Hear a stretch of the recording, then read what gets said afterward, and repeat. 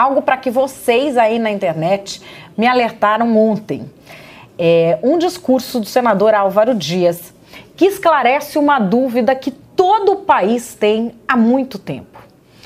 Por que a JBS conseguiu virar esse gigante internacional com o dinheiro do BNDES?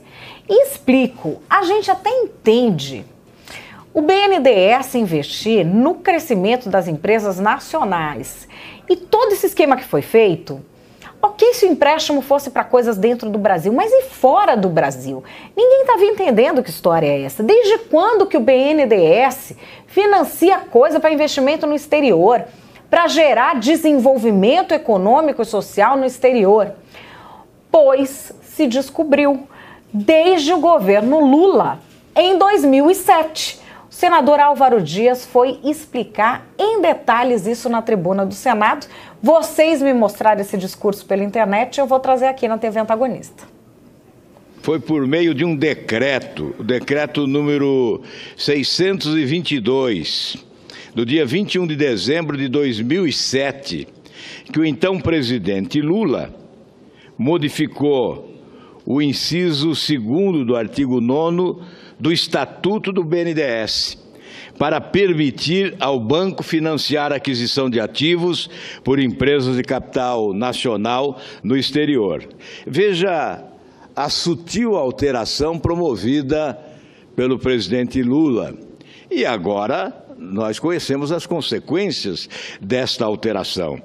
O decreto é o de número 4.418 e que altera o artigo 9º do Estatuto do BNDES, quando coloca: o BNDES poderá também, no parágrafo 2º, financiar a aquisição de ativos e investimentos realizados por empresas de capital nacional no exterior, desde que contribuam para o desenvolvimento econômico e social do país. Contribuem com o desenvolvimento social e econômico de que país? Porque é evidente que quando a JBS, com recursos do BNDES, comprou frigorífico nos Estados Unidos, estava contribuindo para o desenvolvimento econômico e social dos Estados Unidos e não do Brasil. É evidente que o Brasil só perdeu. Após essa mudança no Estatuto Social do BNDES, o governo federal aprofundou o processo de endividamento da União para direcionar mais dinheiro ao BNDES. Vamos repetir números que, incansavelmente, eu já repeti aqui diversas vezes. Foram 716 bilhões de reais, de 2008 a 2014, durante 6 anos, portanto, empréstimos da União ao BNDES, 716 bilhões de reais. Do FAT, PIS, PASEP e FGTS, 243 bilhões. E o restante do Tesouro Nacional. Do Tesouro Nacional foram repassados, portanto, ao BNDES 473 bilhões, um absurdo inédito, jamais visto na história desse país. Portanto, os brasileiros pagarão 184 bilhões. Subsídio para a diferença entre uma taxa de juro paga pelo governo e a taxa de juro oferecida pelo governo aos empresários beneficiados nesse esquema de corrupção. Bom, esse dinheiro todo que foi dado a esses empresários, ele já estava disponível no BNDES? Ele já estava disponível no caixa do governo? Não. Agora você vai entender de onde veio o dinheiro que financiou aquelas empresas que eram aqueles modelos de grandes empresas brasileiras no exterior e quem vai pagar a conta. Quem vai pagar a conta você já desconfia, né? Mas vamos saber quanto é a conta, de onde veio o dinheiro e como que isso vai ser pago. Esse dinheiro não estava disponível no caixa do Tesouro Nacional.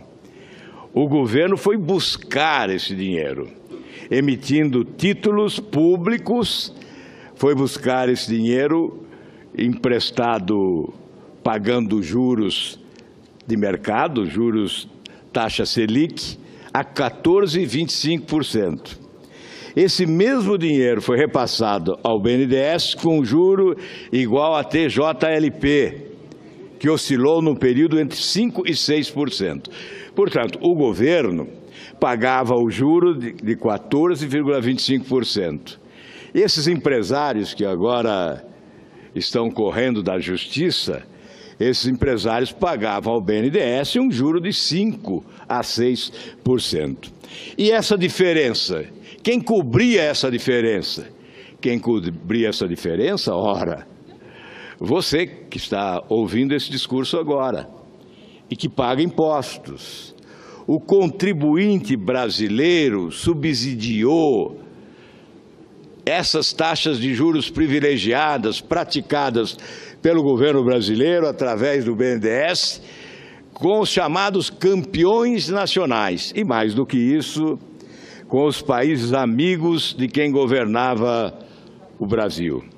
Cuba, Angola, Venezuela, Equador, enfim, países mais próximos ideologicamente daqueles que governavam o nosso país, com o benefício de recursos facilitados. Essa diferença paga pelo povo brasileiro alimentou algumas das ditaduras mais corruptas do universo. Alguns ditadores tiveram sobrevivência graças a esses recursos que saíram dos cofres dos trabalhadores brasileiros, especialmente, através do FAT, do PIS/PASEP, do FGTS. Recursos pertencentes aos trabalhadores brasileiros foram repassados para alimentar as ditaduras sanguinárias de outros países, alimentando também a corrupção internacional. Bom, para vocês terem uma ideia, em Angola, o ditador José Eduardo dos Santos está deixando o poder, coisa que ele já havia ameaçado fazer diversas vezes, mas ao contrário de todos os prognósticos de estudiosos, ele não está passando o poder para nenhum de seus filhos, ele está passando o poder para o ministro da Defesa, depois que o seu caixa parou de ser alimentado, de ser inundado com dinheiro de empreiteiras brasileiras e depois que o marketing parou de ser resolvido pela mão amiga que ele tinha em solo angolano sempre que a coisa apertava.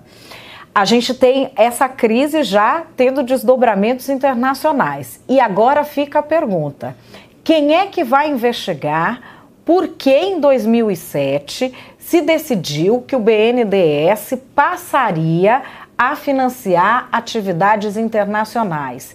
Isso naquele momento era para o nosso bem? Era para o bem do Brasil? Pode ser que seja, mas é uma resposta que o Brasil espera.